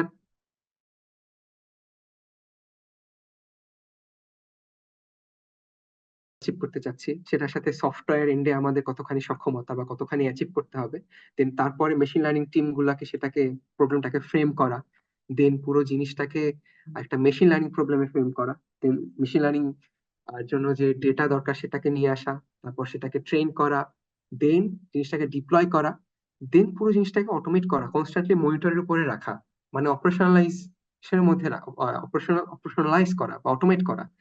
এই জিনিসটা হচ্ছে এমএল অপস। তো আশা করি জিনিসটা আপনারা বুঝতে পেরেছেন বিজনেস পার্সপেক্টিভ থেকে, বা হচ্ছে যতখানি সফটওয়্যার ইঞ্জিনিয়ারিং পার্স থেকে আমি বোঝানো সম্ভব সেটা আমি বোঝাচ্ছি। লেমন টার্মস আমি যতখানি বোঝানো সম্ভব বোঝানোর চেষ্টা করছি। সো এটা হচ্ছে আচ্ছা, লেভেল আমি ওয়ান। একটু হ্যাঁ, শিওর। আমি একটু করি, সেটা হচ্ছে যে আমি তো সফটওয়্যার ইঞ্জিনিয়ারিং কন্টেক্সট নেওয়ার চেষ্টা করি। মানে একজন সফটওয়্যার ইঞ্জিনিয়ার যদি প্রোডাকশনে কোনো একটা ফ্লাস্ক এপিআই ডিপ্লয় করে, সেই এপিআই এ সাধারণত আমাদের দেশে তো বা আমার অধিকাংশ কাজগুলোতে মনিটরিং খুব একটা যায় আসে না, মানে বাংলাদেশে যদি আমি চিন্তা করি। বাট সাধারণত কি হয়, আমরা কিছু বেসিক মেট্রিক্স দেখি অ্যাপ্লিকেশনে, সিপিইউ, র্যাম, কতগুলো রিকোয়েস্ট আসতেছে, তাই না? আচ্ছা, তো এমএল অপস এর ক্ষেত্রে কি হয়, এমএল অপস এর ক্ষেত্রে বা এমএল অপস বলি বা ডেটা অপস বলি, সব জায়গায় কাহিনীটা সেমই। কোন টুল ইউজ করবো ডাজন্ট ম্যাটার, আমরা ভুলে যে কোন টুল ইউজ করবো। বাট আমি সবাইকে কন্টেক্ট দেওয়ার জন্য বলতেছি যে হ্যাঁ, গ্রাফানাতে দেখা যায় যে কতটুকু সিপিইউ খাচ্ছে, কতটুকু র্যাম খাচ্ছে। তো ধরলাম আমার সিপিইউ এবং র্যাম একটা ম্যাট্রিক্স, এই ম্যাট্রিক্সটা আমি সবসময় দেখবো। দেখার পরে কোনো সময় যদি দেখি যে আমার সিপিইউ 50% উপরে বেড়ে গেছে, তার মানে বুঝবো যে আমার যে ডেটা আছে, অর্থাৎ সোর্স যেখান থেকে ডেটা আসছে সেটার মধ্যে কোনো প্রবলেম আছে। তখন আমি আমার এই সিস্টেমটাকে আবার রিডিপ্লয় করব। ঠিক আছে, রিডিপ্লয় করবো কি দিয়ে? গিটহাব অ্যাকশনস দিয়ে। কোথায় ডিপ্লয় করব? কুবারনেটিস বা ইসিএস ক্লাস্টার বা একটা সার্ভার ডকারে চলতেছে, এরকম একটা জায়গায়। তো এখানে কি হচ্ছে, তার মানে আমার ডেটাতে কোনো ঝামেলা, তার কারণে আমার যে ম্যাট্রিক্স মানে গ্রাফানা ড্যাশবোর্ডে আমি দেখতে পাচ্ছি যে সিপিইউ তে এবং র্যামে ইউসেজ প্যাটার্নে কোনো একটা ঝামেলা আছে। এটা ছিল কি আমার একটা অপারেশনাল মেট্রিক্স। সিপিইউ এবং র্যাম আমার কাছে একটা অপারেশনাল মেট্রিক্স। এই মেট্রিক্সে আমি দেখছি যে 50% উপরে যখন যায়, তার মানে আমি বুঝবো কি আমার যে সোর্স ডেটা, অর্থাৎ যে ডেটা আমি প্রসেস করতেছি তার মধ্যে কোনো রকম একটা ঝামেলা আছে। তখন আমি কি করতেছি, আমার এই সার্ভিসটাকে কোনো নতুন ডেটা দিয়ে আমি আবার রিস্টার্ট করতেছি, মানে নতুন নতুন ডেটা ফিট করে এটাকে আবার রিস্টার্ট করতেছি। তো সাধারণত এই সিম্পল জিনিসটা আসলে হয়, মানে আমরা কিন্তু ডে টু ডে কাজগুলোই করি। ঠিক আছে, এমএল অপস এটাই হয়। কিন্তু এই জিনিসটা কেউ যদি আসলে এই পুরো ফ্লোটা, মাত্র যেটা বললাম, বলতে খুবই সহজ আসলে, আমি যে মুখে মানে জাস্ট 1-2 মিনিটের ভিতর বলে ফেললাম। কিন্তু এই প্রত্যেকটা স্টেপস যদি কেউ আসলে ম্যানুয়ালি করতে যায়, তাহলে এটার খুব খারাপ অবস্থা হয়। যেমন আমার আহ, আমরা যেরকম ডকারের ভার্সনিং করি, ঠিক সেম ওয়েতে মডেলের ভার্সনিং করতে হয়। আমরা সবাই এখানে যারা জয়েন করছে তারা মোটামুটি জানি যে ডকার ভার্সনিং করে কি করি, সিমেন্টিক ভার্সনিং বা যে কোনোটা ভার্সনিং করে ডকার হাবে পুশ করি অথবা ইসিএল এ পুশ করি। তাহলে কি হয়, একটা ভার্সন ওইখানে সেভ হয়। ঠিক সেম ওয়েতে মডেলকেও একটা ভার্সনিং করে সেভ করতে হয়। ঠিক আছে, তার মানে তখন আমার কি এই মডেল যেহেতু আমার ভার্সনিং করতে হয়, তো তোর টার্ম আসে মডেল ভার্সনিং। তারপরে কি আসে, রেখে যেহেতু পুশ করতে হয় তাহলে মডেল রেজিস্ট্রি। তো আমরা রিয়েল ওয়ার্ল্ডে সফটওয়্যার ইঞ্জিনিয়ারিং এ যা যা দেখি, যা যা দেখি বলতে হচ্ছে আমরা যা যা করি সেই জিনিসগুলো এমএল অপসে করা হয়। বাট পারপাসটা ডিফারেন্ট। মডেল রেজিস্ট্রি কাজ করা হয়, ডেটা যখন আসে ডেটাগুলোকে মনিটর করা হয়। আমরা আগে কি করতাম, মাইক্রো সার্ভিস মনিটর করতাম, রাইট? মানে একটা সার্ভিস আপ এন্ড রানিং কিনা সেটা মনিটর করতাম। কিন্তু এখন নতুন একটা জিনিস আছে, সেটা হচ্ছে ডেটা মনিটরিং। ঠিক আছে, ডেটা গভর্নেন্স, যে আমার সোর্সের ডেটা সেই ডেটাগুলো আসলে ঠিকঠাক মতো আসছে কিনা এটা মনিটর করতে হয়। তো ব্যাপারটা হচ্ছে এমএল অপস এর 85% হচ্ছে সফটওয়্যার ইঞ্জিনিয়ারিং, স্ট্রেট কাট। এটা আসলে মনে হয় ইলন মাস্কের একটা টুইট ছিল, ঠিক আছে, যেখানে ও বলছে যে এমএল ইঞ্জিনিয়ারিং এর একটা বিষয় পার্ট হচ্ছে ট্রেডিশনাল সফটওয়্যার ইঞ্জিনিয়ারিং। অর্থাৎ এমএল অপস এর ক্ষেত্রেও যেটা হয়, যদি কোনো ডেভঅপস থাকে, সে এমএল অপস এর কাজগুলো মোটামুটি সে টেক ওভার করতে পারে, কোনো প্রবলেম হয় না। ফান ফ্যাক্ট, আমি 6-7 মাস ধরে কাজ করতেছি, আমি জানিও যে আমি আসলে এমএল অপস এ কাজ করতেছি। কারণ আমার কাজ ছিল এই প্ল্যাটফর্ম গুলো বানায় দেওয়া যেটা এমএল ইঞ্জিনিয়ার ইউজ করবে। সো লাস্টে 2-3 মাস আগে আমি জানতে পারলাম, আচ্ছা ঠিক আছে, এগুলোকে হচ্ছে এমএলঅপস বলে। তো এমএলঅপস এর প্রত্যেকটা জিনিস তাহলে নাকি যখন বলবে, যখন একটু জুম ইন করবে, তো সেখানে আপনার দেখবেন এই মডেল রেজিস্ট্রি মানে কি, ডকার হাব বা ডকার রেজিস্ট্রি। মডেল ভার্সনিং মানে কোডের ভার্সনিং অথবা ডকারের ভার্সনিং, ঠিক আছে। মেট্রিক্স বলতে বোঝাচ্ছে কি, গ্রাফানার যে মেট্রিক্স গুলা, যে মেট্রিক্স গুলো আপনার কাছে ইম্পর্টেন্ট, ঠিক আছে, সেরকম। তারপর ডেটা বলতে এখানে কি বোঝাচ্ছে, ডেটা ডেটা বলতে বোঝাচ্ছে ডেটার বিভিন্ন সোর্স, মাই সিকিউল থেকে আসতে পারে, ডেটা ওয়্যার হাউস থেকে আসতে পারে, বিভিন্ন জায়গা থেকে আসতে পারে। তো এইখানে যে ডায়াগ্রাম দেখতেছে, ডায়াগ্রাম থেকে কেউ ভয় পাওয়ার যাওয়ার কিছু নাই। অনেকে বলছে "আচ্ছা, এত এত এত বড় ডায়াগ্রাম", প্রত্যেকটা না একটা কম্পোনেন্ট, যে কম্পোনেন্ট গুলাকে টুল দিয়ে সলভ করা যায়, মাথা দিয়ে সলভ করা যায়। মাথা দিয়ে সলভ করা বলতে আপনি জাস্ট পাইথন দিয়ে সলভ করতে পারবেন। যেমন তাহানিকের মনে একটা ল্যাব আছে, আমাদের পরিচিত ই করবে, সেখানে হচ্ছে যে ওর তাহানিক না, এটা এই যে একটা কাজ চলতেছে যে ড্যাশবোর্ড বানানো হবে জাভাস্ক্রিপ্ট দিয়ে বা পাইথন দিয়ে, গ্রাফানার ড্যাশবোর্ড। তো ড্যাশবোর্ডে যে ডেটাগুলো শো করবে সেগুলো মেইনলি হচ্ছে অপারেশনাল ম্যাট্রিক্স, অর্থাৎ একটা মডেলকে আপনি ট্রেন করালেন, ট্রেন করানোর পরে যখন আপনি ডেটা ফিড করালেন, ফিড করানোর পরে ওর যে রেজাল্ট আউটপুট, অর্থাৎ ধরেন একটা লিনিয়ার রিগ্রেশন, তার একটা আউটপুট সেখানে কন্টিনিউসলি প্লট করবে। এটা একটা অপারেশনাল ম্যাট্রিক্স, ঠিক আছে। সো তাহানিক যে কথাগুলো বলতেছে সেগুলোকে আপনার আপনার যদি রিয়েল ওয়ার্ল্ড মানে সাথে ম্যাপ করেন, তাহলে দেখবেন আসলে আসলে এমন কোনো যে কঠিন জিনিস না আসলে, যে আপনারা যে সফটওয়্যার ওয়ার্ল্ডে যা যা করতেছেন, এমএলঅপস ওয়ার্ল্ডে সেই জিনিসগুলোই হয়, খালি এমএল এর কনটেক্সটে হয়, দ্যাটস ইট। সরি তাহনিক, আমি আমার অনেক টাইম নিয়ে ফেললাম তোর। ওকে তাহনিক, ইউ দেয়ার?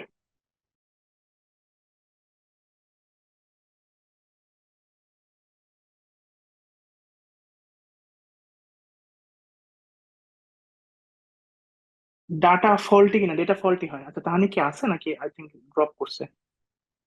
হ্যাঁ, আচ্ছা, আমার ইন্টারনেট আচ্ছা একটু একটা, প্রবলেম হচ্ছিল, সরি। হ্যাঁ হ্যাঁ, ডেটা একজন বলতেছে যে ডেটা কি ফল্টি হয় কিনা, হ্যাঁ ডেটা ফল্টি হয়, ভয়ঙ্কর প্রবলেম। ডেটা ডেটা মানে সার্ভিস,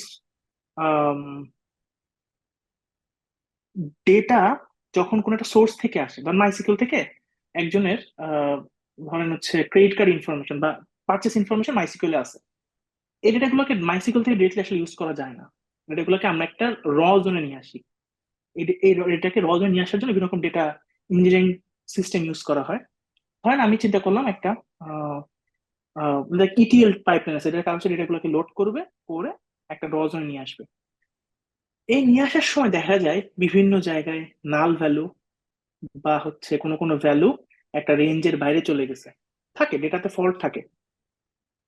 এখন এই ফল্টি ডেটা যখন মেশিন লার্নিং মডেলে ইনজেক্ট করা হয়, আমরা যখন আসলে, আমরা তো ক্যাগালের ইউজ টু, যারা এখানে মেশিন লার্নিং যদি কেউ ইনথুজিয়াস থাকে, আপনার সবসময় কিন্তু ক্যাগালে ইউজ টু, রাইট?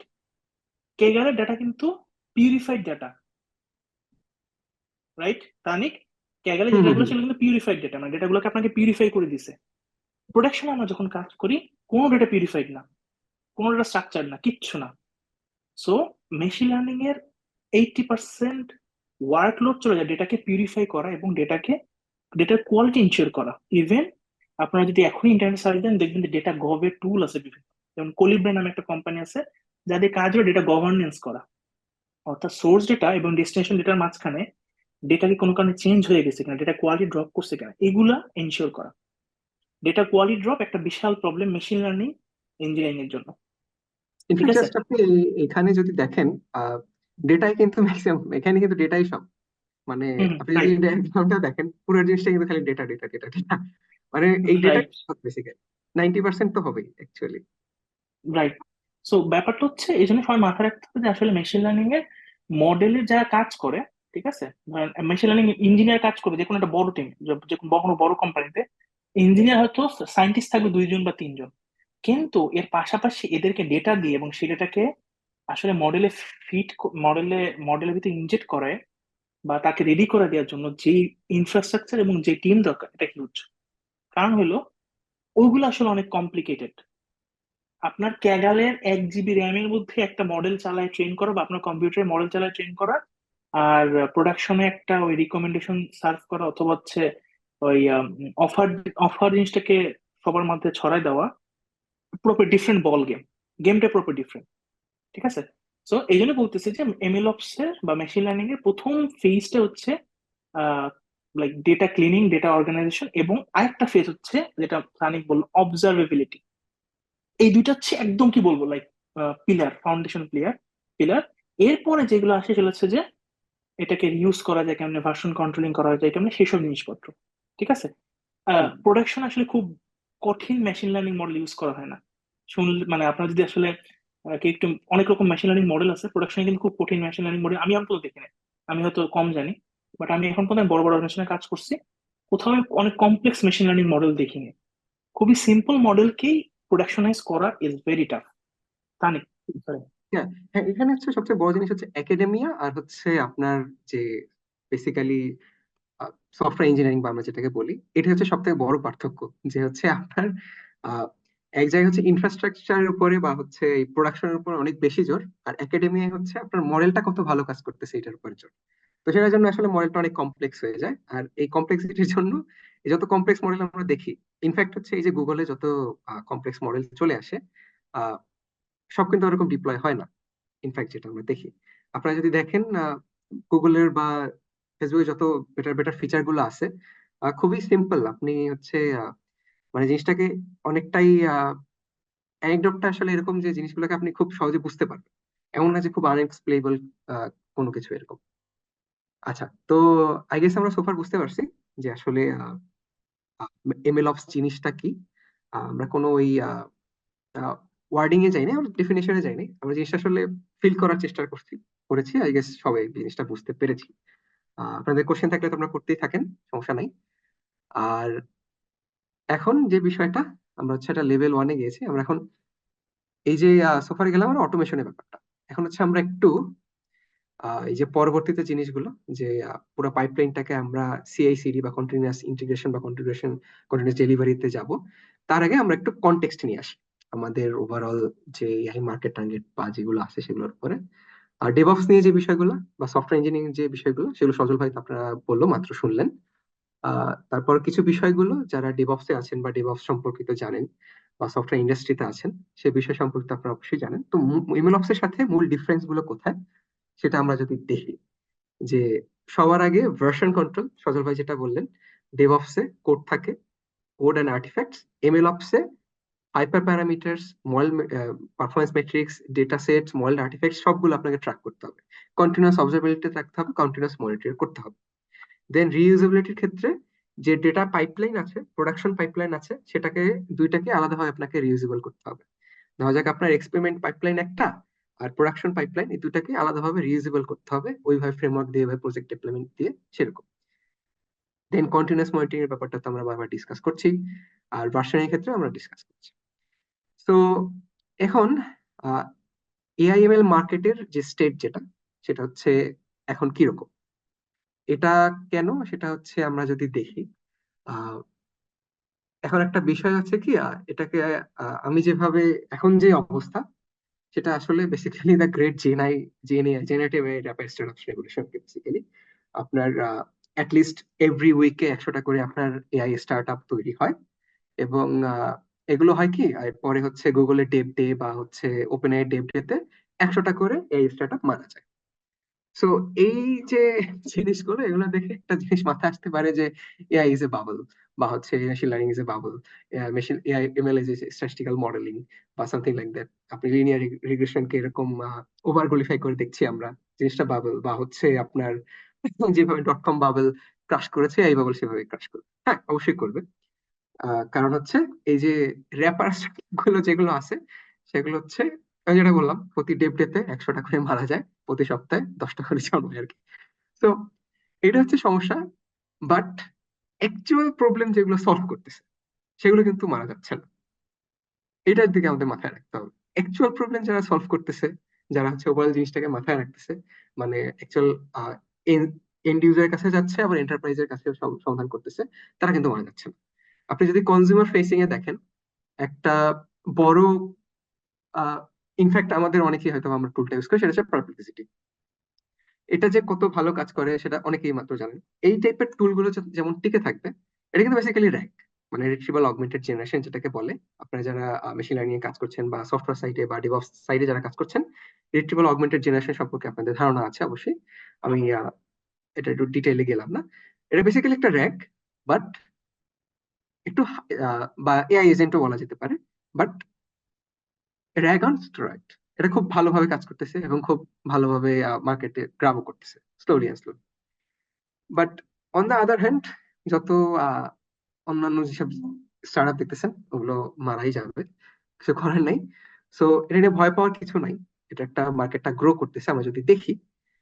এটা হচ্ছে স্ট্যানফোর্ড ইউনিভার্সিটির প্রফেসর যিনি আছেন, Andrew yang, the godfather of AI, one of the godfathers of AI. ওনার যে উনি একটা পেপার থেকে এটা নিয়ে আসছেন যে সুপারভাইজ লার্নিং, আমরা এটা নিয়ে একটু আগে ডিসকাস করেছি যে সুপারভাইজ লার্নিং ম্যাক্সিমাম জিনিস এখনো অ্যাকোয়ার করে আছে।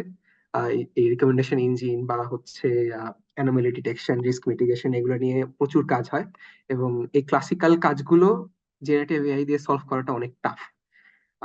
জেনারেটিভ এআই মূলত হচ্ছে এখন ওই আর্ট বা আর্টিস্টিক জিনিসগুলো নিয়ে অনেকখানি সীমাবদ্ধ, বা হচ্ছে লিঙ্গুইস্টিক জিনিসগুলো নিয়ে সীমাবদ্ধ, বাট এটা গ্রো করতেছে। অনেক জিনিস সলভ করা যাচ্ছে, যেসব জিনিস সলভ করা যাচ্ছে না সেগুলো জিনিস মানা যাচ্ছে।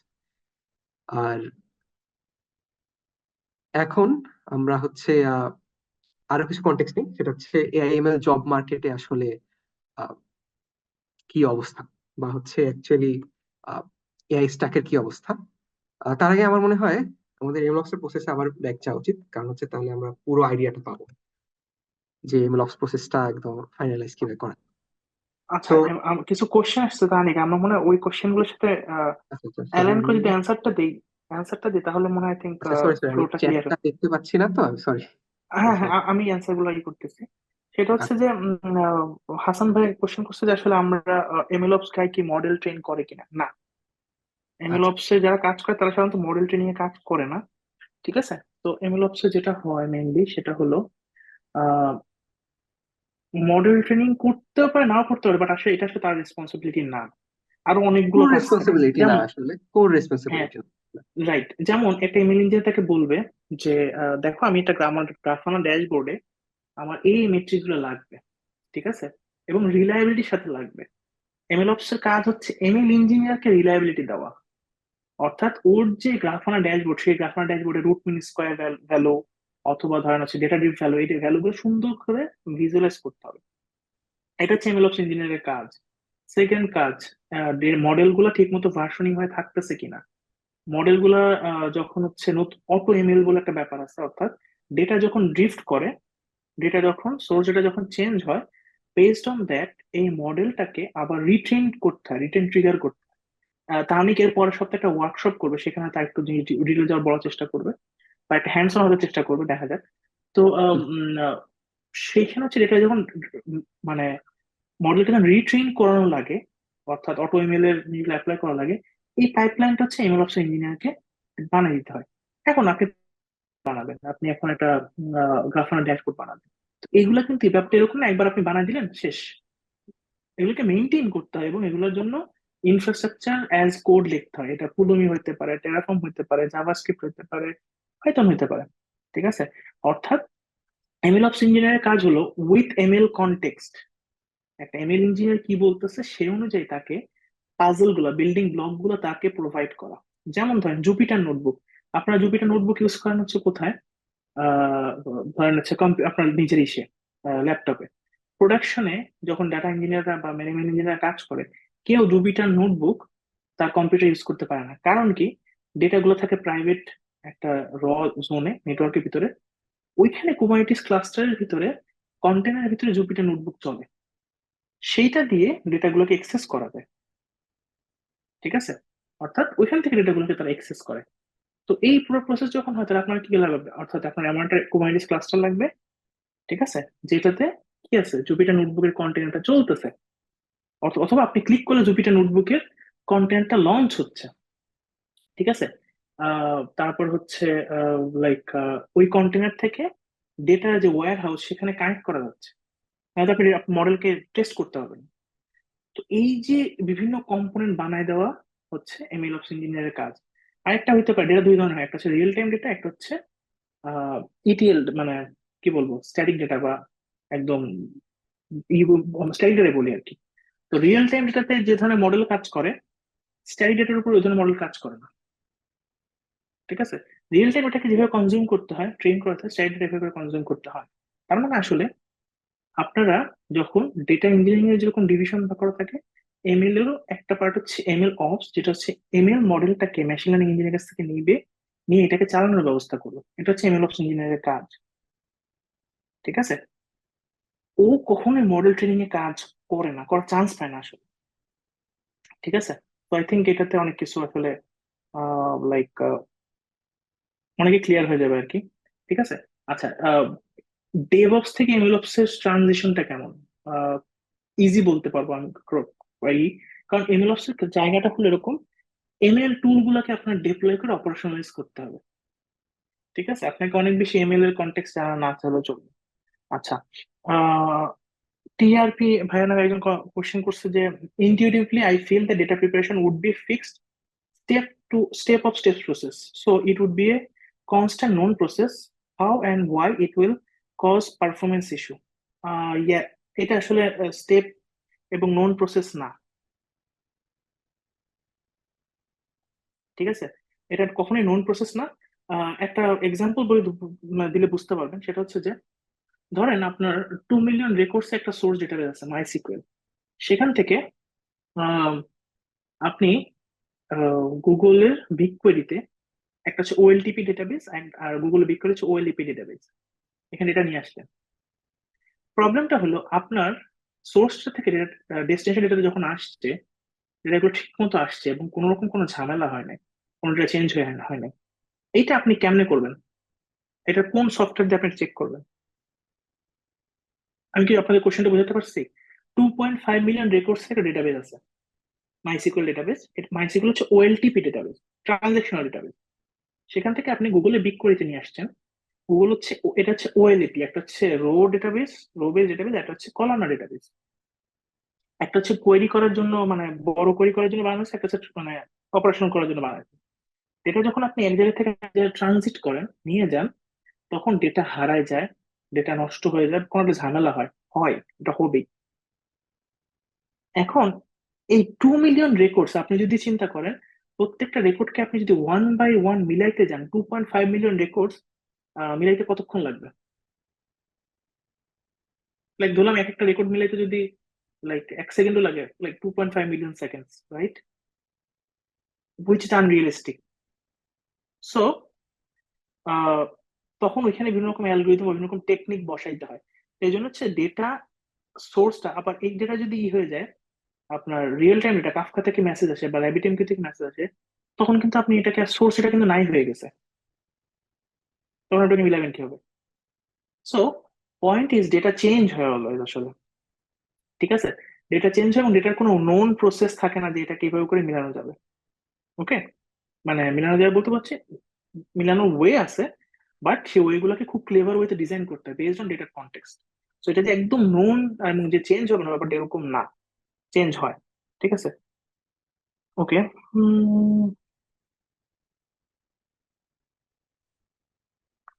একটা কোশ্চেন হচ্ছে, if MLOps not going to train or tune the model, does it prepare the data? আমি আবারও বলতেছি, এমএলওপস ইঞ্জিনিয়ারের কাজ কোম্পানিতে, ধরেন একটা কোম্পানিতে 15 জনের, 5 জনের এমএলওপস টিম আছে। একজনের কাজ শুধুমাত্র জুপিটার নোটবুক ইনফ্রাস্ট্রাকচার বানানো। অর্থাৎ একটা কুবারনেটিস ক্লাস্টার আছে, সেখানে জুপিটার নোটবুক লঞ্চ হয়, সেই জুপিটার নোটবুক যাতে যে কোনো ডেটা সোর্সে ঢুকতে পারে, মডেল রেজিস্ট্রিতে যাইতে পারে, এই সব নেটওয়ার্ক ডিজাইন করে বানায় দেওয়া, ওটা ওর কাজ। আবার এরকম থাকতে পারে একজন যার কাজ হচ্ছে, কিউব ফ্লো নামে একটা টুল আছে, এমএল ফ্লো নামে একটা টুল আছে, এই টুলগুলো ঠিক মতো কাজ করতেছে কিনা কুবারনেটিস, সেটা ইনশিওর করা।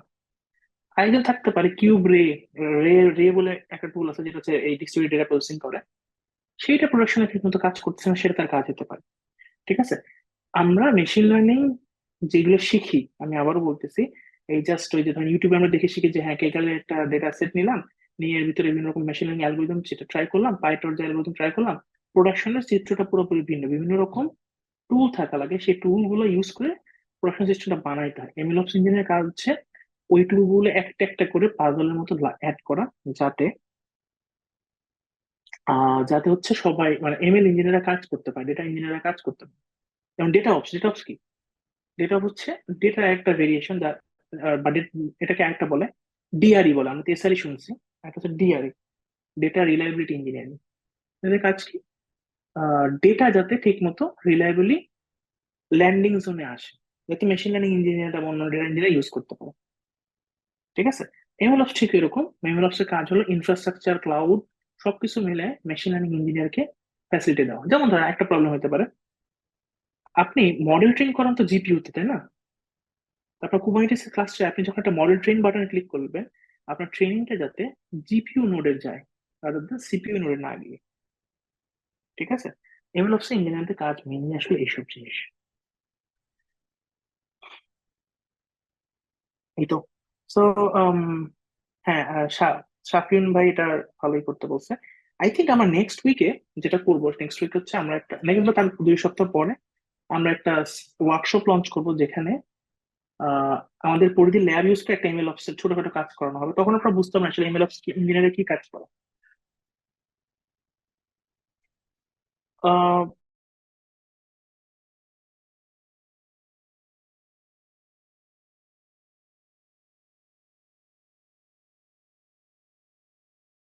তাহানি কি আছে?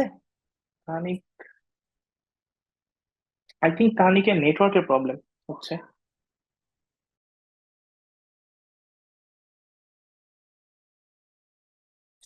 ওকে। সো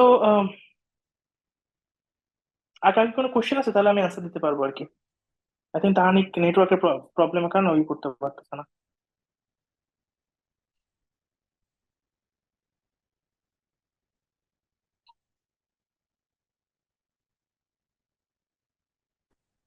আসসালামু আলাইকুম।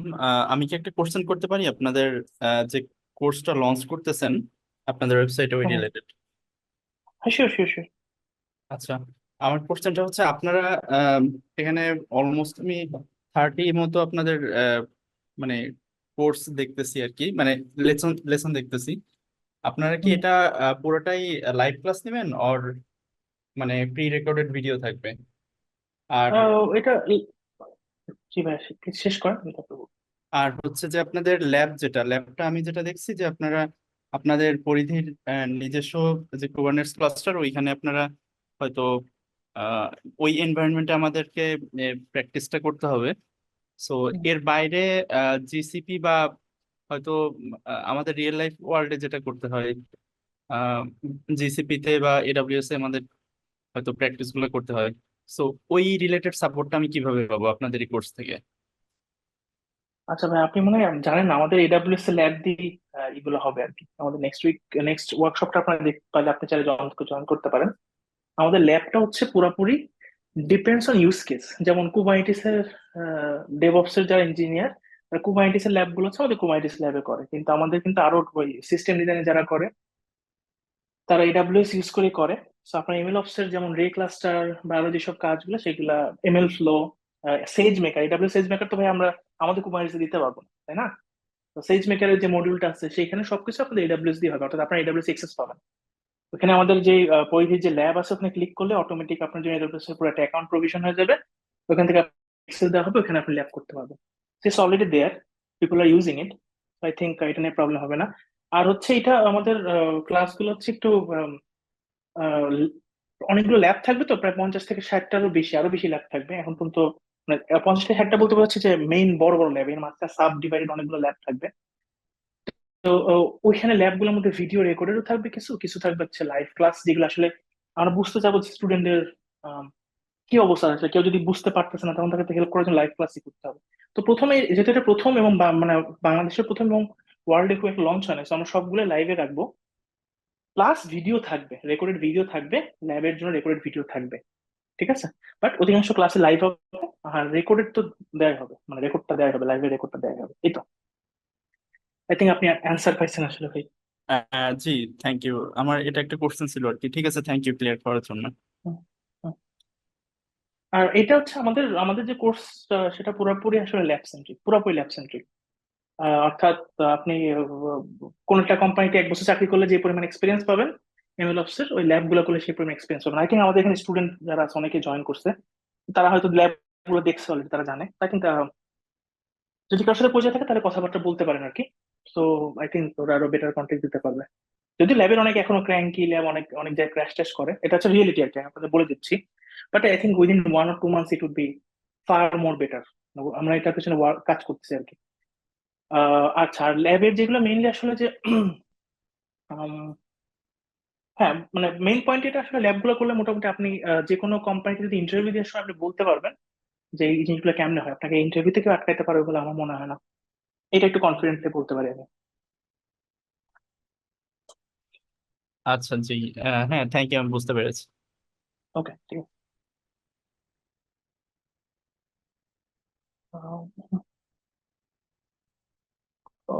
এক্সপিরিয়েন্স অনেক, একজন কোশ্চেন করতেছে যে আসলে back end engineering A I have experience in backend engineering in production level, no production level knowledge in ML or DevOps. Would it be convenient for me? আমি এই ML Ops এর কয়েকটা পার্টে আমি আসলে তাহানিকে স্টুডেন্ট থাকবো। তো আমিও কিছু ক্লাস নিব, বাট বেশিরভাগ পার্টে হচ্ছে আমি তাহানিকে স্টুডেন্ট থাকবো। কারণ হচ্ছে দুইটা পার্ট থাকে আসলে নলেজের। একটা পার্ট হচ্ছে আসলে যে থিওরি গুলো জানা, নলেজটাকে স্ট্রাকচারাল করা, মানে কম্পার্টমেন্টে ভাগ করা ব্রেনের ভিতরে। তো আমার যেটা হচ্ছে আমি কাজ করে গেছি, আমার এগুলো কম্পার্টমেন্টে ভাগ করা হয়। এটা আমার প্রবলেম আর কি। তো আমি তাহানির কাছ থেকে এগুলো শিখে নিব। এখন আমি এখন ইমেল অফিসে সুইচ করব না। তো এগুলো হচ্ছে আমি আমার প্ল্যানের সাথে আপনাদের প্ল্যান আপনারা চিন্তা করতে পারেন। তো আমি নলেজটাকে রেখে দিচ্ছি, যখনই আমি আমার ভালো একটা অপরচুনিটি পাবো যেখানে কাজ কাজ স্কোপ থাকবে, সেখানে আমি এমএল অফিসের যে পজিশনতে অ্যাপ্লাই করতে পারি সেটার প্রিপারেশন নিচ্ছি। ঠিক আছে? তো এই জব আপনার কারেন্ট জবে কোনো হেল্প করবে না, এটা মোটামুটি আমি গ্যারান্টি দিয়ে দিতে পারি। তো আপনার যদি কেউ চিন্তা করেন আমি এখনই জব পাবো সেটার জন্য করছে, তাহলে এটাতে কোনো হেল্প করবে না কি। বাট কেউ যদি এমএল অফিসের ইন্টারভিউ দিতে চায় 6 মাস পরে, 1 বছর পরে, তাহলে এটা ফর শিওর আপনাদের হেল্প করবে। কারণ এখানে যেগুলো থাকবে সব প্রোডাকশন। এখানে এমনও হতে পারে আপনাকে যে ইন্টারভিউ নিচ্ছে সেও আপনার মতো জানে না। এটা একটা রিয়েল সিনারিও বলতেছে আর কি। সো আই থিঙ্ক ভাই অ্যান্সার পাইছেন। আসলে আপনি এখন কোনো হেল্প উপকার পাবেন না, কারণ আমরা জানি না যে আসলে কোথায় আপনি ইন্টারভিউ দিচ্ছেন। ঠিক আছে? বা আপনার অফিসে কোনো কাজে লাগবে কিনা। বাট রিমোট জবে কোথাও যদি মেল অফিসে ইন্টারভিউ দেন, এটা গ্যারান্টি দিয়ে বলতে পারবো যে interviewer will be impressed by your knowledge if you do all the labs and if you watch all the videos. Yep, that's it.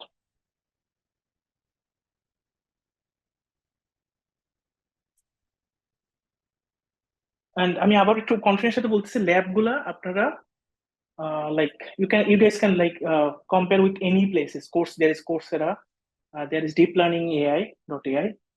Compare করেন, then you will understand like what you guys are getting into. মানে lab গুলো আসলে like very expensive to do in AWS। So আমাদের এটার পিছনে আসলে আমাদেরকে অনেক কাজ করতে হচ্ছে। তা অনেক কন্টিনিউসলি পিছনে কাজ করতেছে যে কেমনে কম কষ্টে আপনাদেরকে AWS এর এই ল্যাব গুলো আপনাদের কাছে দেওয়া যায়। সেখানে প্রত্যেকটা স্টেপ গুলো আপনার থাকবে এবং আপনাদের বানাইতে হবে আর কি। যেমন গ্রাফানাতে ঠিক মতো করে ভিজুয়ালাইজ করা, এটা একটা বিশাল পার্ট। তারপর হচ্ছে নট মেট্রিক্স, যেটা ডেটা ড্রিফটেড ডেটা গুলা, মেশিন লার্নিং কন্টেক্সচুয়াল ডেটা। দেন হচ্ছে গিটহাব অ্যাকশন থেকে কেমনে মডেলকে রিট্রেন ট্রিগার করা যায়, অটোএমএল ইমপ্লিমেন্ট করা যায় গিটহাব অ্যাকশন ইউজ করে। So this stuffs are like real, it exist in the world, but আমাদের এই সাবকন্টিনেন্টে আমরা এখনো জানি না। আই থিঙ্ক দিস মানে আপনাদের এটা দিয়ে এই ল্যাব গুলো দিয়ে এগুলোতে এক্সপোজার হবে আই থিঙ্ক। ইয়া, আর কার কোনো কোশ্চেন থাকলে করতে পারেন। আহ, আচ্ছা, ওই ল্যাব গুলোতে কি কি টাইপ ডাটা নিয়ে কাজ হবে, মানে সিএসভি, অডিও, ইমেজ? আম, এটা হচ্ছে ডিপেন্ডস অন ল্যাব। কোন কোন ন্যাচারাল ল্যাঙ্গুয়েজে গেলে পারে এক এক রকম, ইসে গেলে একরকম। এটা তো তাহানি কি ভালো বলতে পারবে আসলে। আম, আমি সরি, আমি ঠিক মতো অ্যান্সার দিতে পারতেছি না। ডিফারেন্ট কন্টেক্সট এটা গুলো থাকবে আর কি। আচ্ছা, ঠিক, থ্যাংক ইউ। আচ্ছা, তাহানিক কি কোর্সে এন্ডোকোন থাকবে? হ্যাঁ, তাহানিক পুরাটা টেক ওভার তাহানিকই আসলে। তো তাহানিক পুরোটাই করাবে। আমি হচ্ছে ক্লাউডের যে কন্টেক্সট যেগুলা, সেগুলো আপনাদের দিব। তাছাড়া আমার কাজ এমএল অপসে খুব বেশি কিছু নাই। আমিও আপনাদের সাথে টিচার মানে স্টুডেন্ট আর কি।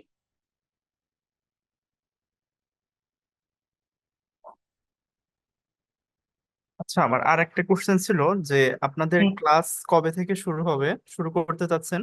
আর ক্লাসের যে শিডিউলটা এটা কিরকম হবে? মানে উইকলি উম, কয়দিন হবে বা কয়টা থেকে কয়টায় হবে?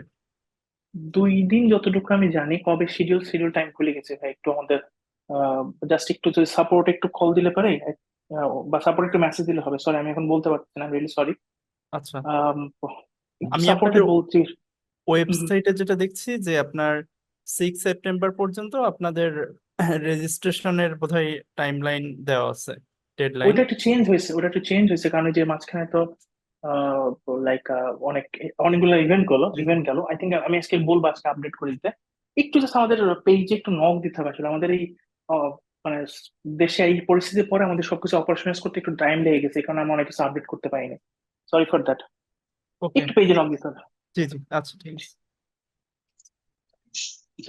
আমার একটা প্রশ্ন আছে, আপনাদের যে হ্যাঁ। ল্যাবগুলো ওগুলো কি হুম। মানে sort of জেনারেলাইজ নাকি কোনো পার্টিকুলার সেক্টরকে টার্গেট করে? ফর এক্সাম্পল, আমাদের কোম্পানিতে সামনে হলো গিয়ে এই জিপিইউ এআই বা এমএল এই টাইপের কিছু জিনিস আসতেছে। তখন হুম। আমরা যে মানে আমাদের যে টার্গেট ইউজার বা অডিয়েন্স, হুম। লেটস সে হুম। গুগলের যে টার্গেট ইউজার, তারা তো সেম হুম। না ফর এক্সাম্পল। সো হুম। এখন আপনাদের এখানে যে ল্যাবগুলা পরে লেটস সে 6 মাস বা হুম। 1 বছর পরে কেউ যদি আমাদের এখানে ইন্টারভিউ দেয়, বা আমি নিজে যদি টিম সুইচ করে ইন্টারভিউ দেই, তাহলে আমি আমার হুম। কাজের সাথে কতটা রেলেভেন্স পাবো ওই লেটস সে পার্টিকুলার ভালো একটা কোশ্চেন ফিল্ডের করছে। জন্য? আচ্ছা, ডিজিটালাইজেশনের কথায় যদি বলিস, যেহেতু ডিজিটালাইজেশন আছিস এখন, সো ব্যাপারটা হচ্ছে নলেজ এবং ফ্লো সারা দুনিয়াতে যে কোনো এমএল প্ল্যাটফর্মে একই রকম। একই রকম, মানে আমরা যে প্যাটার্ন গুলো দেখাবো, প্যাটার্ন গুলো বিভিন্ন রকম মিশিয়ে দেখাবো। সব জায়গায় একই রকম, সব জায়গায় ফ্লো একই রকম। Difference is data, source data. ঠিক আছে? মানে ডেটার এখানে যে অটোএমএল ইমপ্লিমেন্টেশন বা টুল বা ফিলোসফি সবকিছু মোটামুটি সব জায়গায় একই থাকে। সো মানে তোকে যখন কেউ কোশ্চেন ইন্টারভিউ নিবে তখন তোকে কনসেপ্টের উপর ইন্টারভিউ নিবে, রাইট? মানে তুমি অটোমেল কেমন ইমপ্লিমেন্ট করছো, তুমি কোন কোন মেট্রিক্স এর বেসিসে অটোমেল ইমপ্লিমেন্ট করছো, পাইপলাইনটা কেমন ছিল, এই পাইপলাইনের প্রবলেম কি, এগুলোর উপর তোর কোশ্চেন গুলো হবে, সেইটা পুরোপুরি কাভার হবে। আরেকটা ব্যাপার হচ্ছে, সত্যি কথা বলতে হচ্ছে, যেহেতু মানে ডিজিটালাইজেশনের ব্যাপার ক্ষেত্রে আলাদা হবে, কারণ ডিজিটালাইজেশন তো অন প্রেমিস জিপিইউ। ঠিক আছে? সো ওর টুলিং সিস্টেম, ইনফ্রাস্ট্রাকচার সিস্টেম পুরোপুরি ডিফারেন্ট হবে, কিন্তু এই কোশ্চেন গুলো, ফ্লো গুলো সবার জন্য সেম। সবার জন্য, পৃথিবীর যে কোনো কোম্পানির জন্য সেম। অলরাইট, যেমন থ্যাংক ইউ। আমি আমি প্লিজ। যখন আমি যখন শিখছি, আমাকে যখন মাইক্রোসফটে, আমি পার্সোনালি কাজ করছি মাইক্রোসফটের টিমের সাথে। মাইক্রোসফটে ওরা যখন আমাকে শিখাইছে তখন ওদের ব্যাপারটা ছিল এরকম, ওরা অ্যাজ সেন্ট্রিক করে শিখাইছে। আবার যখন আমি সেন্ট্রাল গ্রুপে ছিলাম তখন যখন কাজগুলো করছে গুগল আমাকে শিখাইছে, তখন গুগলকে সেন্ট্রিক করে, গুগল ক্লাউডকে সেন্ট্রিক করে। বাট ফ্লো দুই জায়গাতেই সেম ছিল। Alright, thank you.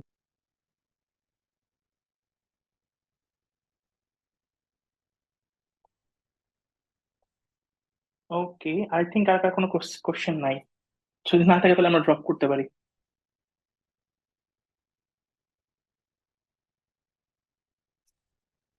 আপনি বোধহয় আরেকটা ওয়েবিনারের কথা বলেছিলেন, ওইটার হুম। ডেট টাইম বা ওইটার ইনভাইটেশন কি পেতে পারি? আমরা এই উইক বা সামনের উইকের মধ্যে হচ্ছে এটা ই করে দিব, অ্যানাউন্স করে দিব ইনশাল্লাহ। So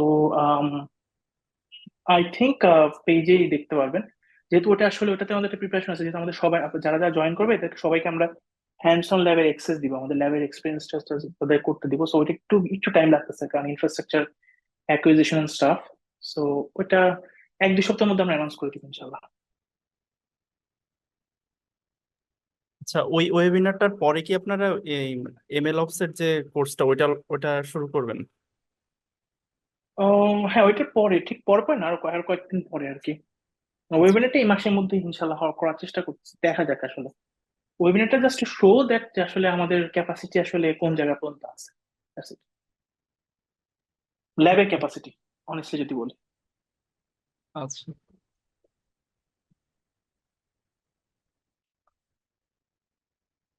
okay, that's it. Thank you everyone. I think Tahanik like internet কানেকশনের জন্য ড্রপ করছে। Sorry for that. কথা হবে সবার সাথে। তাহানিকও থাকবে, মেইনলি তাহানিকে টেক ওভার করবে। So yeah, thank you everyone. Thank you.